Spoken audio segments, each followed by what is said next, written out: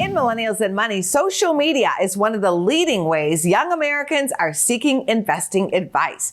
Joining us now for more is Phillip Shaw, financial advisor at Goldstone Financial Group.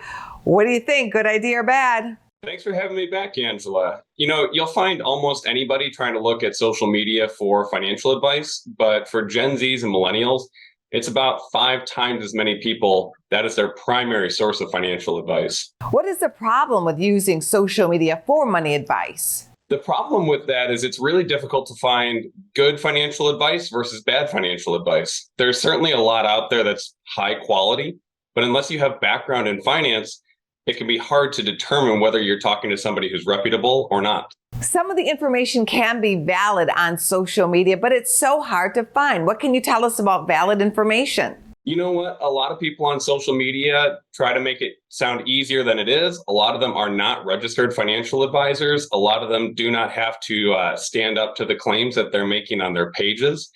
And a lot of times there's a conflict of interest. They're worrying more about the profit of their channel than necessarily the quality of the advice they're giving to their consumer. What do you suggest? My suggestion is to stick with actual financial advisors. Even if you're just starting out in your career, find somebody that you can talk to, somebody who's a fiduciary, works in your best interest, and somebody that can help tailor your finances to your financial goals and give you real advice. What are some examples of millennials and Gen Z getting steered in the wrong direction? Yeah, there's some really good examples of people being steered in the wrong direction, especially as it comes to how to finance purchases. You'll see a lot of people on social media living these lavish lifestyles, and a lot of times they're advertising buy now and pay later and telling people that it's not going into debt. And that can be very misleading, especially if you miss even one payment. A lot of those programs add up very high in terms of interest, even for just missing one payment. I'm concerned about poor trading decisions being made off of influencers telling people what to do, what to buy, and what to trade. I couldn't agree with you more.